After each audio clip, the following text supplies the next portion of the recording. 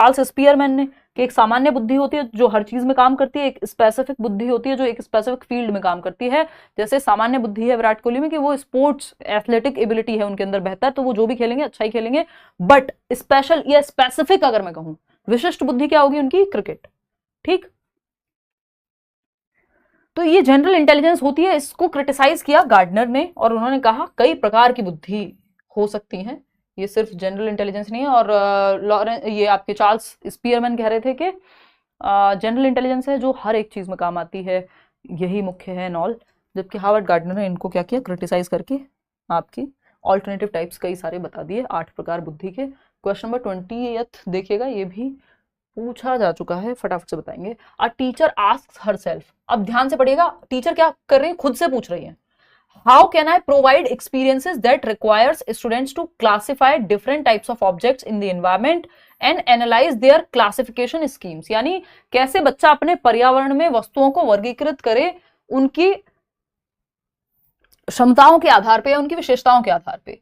Which intelligence is she trying to promote in students, किस प्रकार की बुद्धि को प्रमोट करने की बात शिक्षिका यहां कर रही हैं। 14th क्वेश्चन फिर से समझा दो, समझा देंगे जी, समझा देंगे। एक दिन में कितनी क्लास होती है सीटेट की, यार बैच में तो बहुत सारी होती हैं, यूट्यूब पे कई बार 2-3 भी हो रही हैं, और नहीं तो जनरली एक भी कई बार नहीं होती है। तो आप कोशिश कर रही हूँ कि थोड़ा सा रेगुलर रह पाऊँ यूट्यूब पे भी। ठीक, तो लिंग्विस्टिक इंटेलिजेंस यानी भाषिक बुद्धि, इंटरपर्सनल इंटेलिजेंस, नेचुरलिस्टिक इंटेलिजेंस या बॉडीली काइनेस्थेटिक। देखो दौड़ने भागने की बात तो यहाँ हो नहीं रही है, बात हो रही है एनवायरमेंट में जो देख रहे हैं उसको क्लासिफाई कर पाना। तो इंटरपर्सनल भी नहीं है, लोगों की बात भी नहीं हो रही है, लैंग्वेज की भी बात नहीं हो पा रही है, सच बात हो रही है नेचुरलिस्टिक इंटेलिजेंस की। प्राकृतिक बुद्धि को बढ़ावा देना चाहती हैं शिक्षिका बच्चों के बीच, इसलिए वो कह रही हैं जो एनवायरमेंट में दिख रहा है उसको देखो कि ये अगर 4 पेड़ दिख रहे हैं तो ये कौन से प्रकार के पौधे हैं, है ना। क्वेश्चन नंबर 21 देखिएगा, ये क्या कहता है। क्वेश्चन नंबर 21 कहता है which of the following is a correctly matched pair, यानी कौन सा एक पेयर है जो सही से मैच्ड है। पहला ऑप्शन है, ये अच्छा क्वेश्चन है और इस बार पूछा जा चुका है, सीआरटी एनआरटी हम हर बार करते हैं, है ना। ऑप्शन में दिक्कत है मैम, 14 नंबर के चेक कर लेंगे अभी, आशीष टेंशन मत लो, ठीक है। अभी पहले निपटा लेते हैं, अब 5-6 क्वेश्चन और रहते हैं आपके, 27 क्वेश्चन हैं, कर लेंगे अनुष्का। 14th क्वेश्चन को फिर से चेक कर लेंगे, डोंट वरी। निम्नलिखित में से कौन सा सही युग्म है, सुमेलित युग्म है यानी करेक्टली मैच्ड पेयर है। पहला ऑप्शन है criterion referenced assessment, CRTs, includes mastery of specific topic, norm reference assessment, compares performance to that of peers। खुद से जवाब दीजिए, अब इसको एक्सप्लेन तो तभी करेंगे एक साथ ही, अभी आप जवाब दे दीजिए और मैं देख लेती हूँ एक बार, दिखाना क्या आंसर कर रहे हैं आप लोग। थर्ड ऑप्शन 53% लोग सही कह रहे हैं। थर्ड बोले तो formative assessment determining what the students can do before and after the class, नहीं गलत पूछा है, सही नहीं, ये तो सही है ना। अच्छा सही पूछा है क्या, हाँ तो गलत ही है ये, रुको एक मिनट। फॉर्मेटिव असेसमेंट, मुझे लगा गलत क्वेश्चन टाइप कर दिया हमने। Formative assessment determining what the students can do before and after the class. Formative assessment में मतलब सिर्फ ये नहीं है, ये ड्यूरिंग और आफ्टर वाला कॉन्सेप्ट आपने यहाँ लगा दिया है, अभी आएंगे इस पे भी। Summative assessment involves paper pencil test as well as detailed accounts of non written behaviour. Non written behaviour की सच बात नहीं होती है किसमें, सबमेटिव में, है ना। यहाँ पे पेपर पेंसिल टेस्ट की ही बात करते हैं हम, हाफ ईयरली और ईयरली एग्जाम्स जजमेंट के लिए है ये। रचनात्मक मूल्यांकन की जब हम बात कर रहे हैं तो यह निर्धारित करता है कि छात्र कक्षा से पहले और बाद में क्या कर सकते हैं, यानी ये सुनिश्चित ही कर दिया कि बच्चे क्या कर सकते हैं, कोई रिजल्ट ओरिएंटेड थोड़ी होता है, ये तो इंप्रूव कहाँ कर सकते हैं इस तरह का कुछ लिखा होता तो हम मानते। क्राइटेरियन रेफरेंस टेस्ट जो है वो includes mastery of specific topics. Mastery कहाँ, आपका जो सीटेट है, 2 प्रकार के स्टैंडर्डाइज टेस्ट होते हैं, मानकीकृत परीक्षण, जिसमें एक नॉर्म रेफरेंस होता है, मानक संदर्भित मूल्यांकन कहते हैं, और दूसरा है क्राइटेरियन रेफरेंस, मानदंड संदर्भित।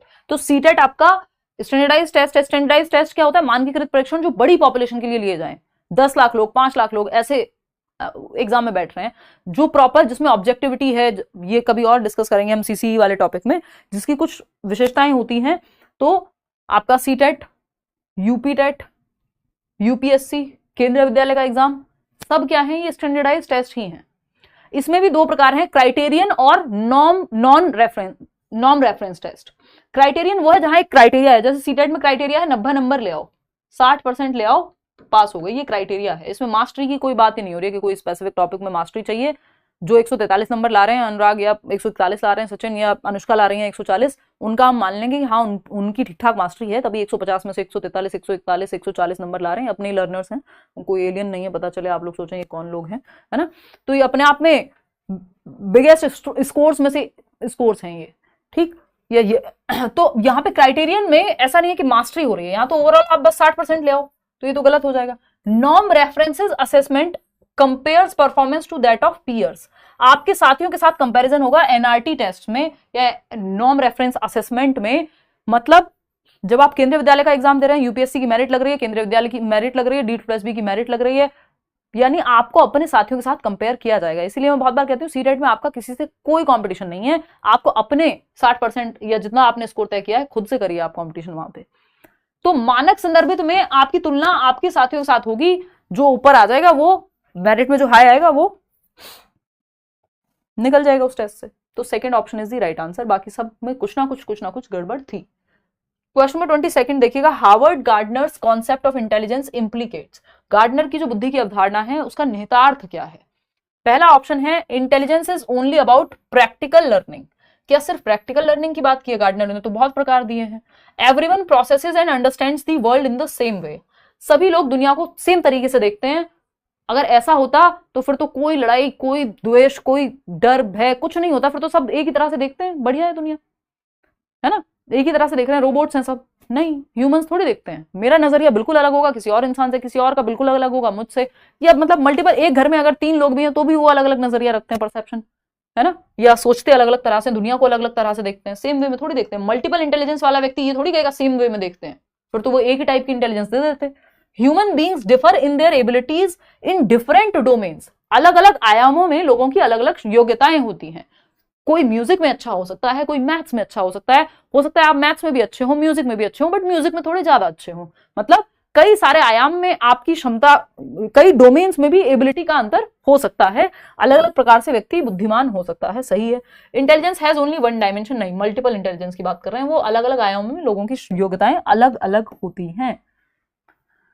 चलिए क्वेश्चन नंबर 23 क्या है। क्वेश्चन नंबर 23 ये कहता है असर्शन यानी कथन और रीजन है कारण।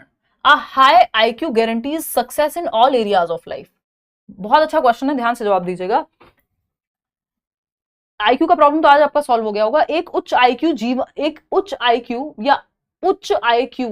जीवन के सभी क्षेत्रों में सफलता की गारंटी देता है। यानी अगर आपका आईक्यू ज्यादा है तो आप तो भाई साहब, आपके रिश्ते भी बहुत प्यारे होंगे और आपके दोस्त यार भी बहुत खुश होंगे आपसे, और आप तो अपने करियर में भी बिल्कुल तूफान मचा के रखे हुए होंगे, और आपसे बढ़िया नेचर का भी ध्यान रखने वाला इंसान कोई नहीं होगा। आप ईश्वर समान व्यक्ति बन जाएंगे अगर आपका आईक्यू ज्यादा है। ये बात यहाँ कही जा रही है, जो कि एकदम बकवास बात है, गलत बात है ना, ऐसा नहीं होता है।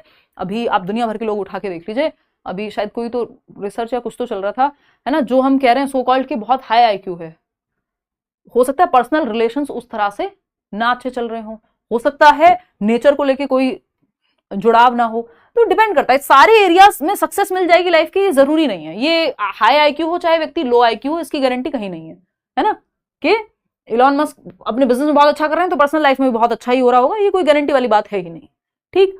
तो यहाँ पे ये क्या है, ये एकदम फॉल्स क्लेम है कि हाई आईक्यू गारंटी करता है कि आप हर एक एरिया में अच्छे होंगे जीवन के, नहीं। रीजन क्या है इसका, many successful individuals have average IQ scores. इन्होंने रीजन दिया है कि कई सफल व्यक्तियों का आईक्यू स्कोर औसत होता है। हाँ भाई हो सकता है, कॉन्ट्राडिक्टरी बात है थोड़ी सी, लेकिन हाँ बिल्कुल ऐसा संभव है कि कई सक्सेसफुल इंडिविजुअल्स हो सकते हैं जिनका आईक्यू स्कोर एवरेज हो, क्योंकि सक्सेसफुल होने में जरूरी नहीं है सिर्फ आईक्यू का ही रोल है। अगेन हमने बात की आईक्यू तो सिर्फ आपकी प्रॉब्लम सॉल्विंग और एनालिटिकल एबिलिटीज इन पे ज्यादा फोकस्ड है ना, सक्सेस में और 50 चीजें लगेंगी। आप मोटिवेटेड कितने हैं, आपका सोशल स्किल्स आपकी कितनी बेहतर है, लोगों के साथ कितना अच्छा जुड़ पाते हैं आप, है ना, प्रॉब्लम सॉल्विंग कितनी बेहतर है, और 70 चीजें हैं, इमोशनली आप कितने बेहतर हैं। तो ये बात कहना एकदम सही होगा, लेकिन स्टेटमेंट ए सही नहीं था। तो असर्शन तो रॉन्ग हो गया यहां पे कि ये बिल्कुल ये कह रहे हैं कि गारंटी है सक्सेस, नहीं, तो ये गलत हो गया। But the reason is true, reason तो सही है कि हाँ बहुत सारे सक्सेसफुल लोग ऐसे हो सकते हैं जिनका आईक्यू हो सकता है एवरेज ही निकले, है ना। चलिए आगे बढ़े। बोथ तो सही और गलत हो ही नहीं सकते क्योंकि एक सही है एक गलत है, simple as that. Fourth option is the right answer. Question number 24 देखिए।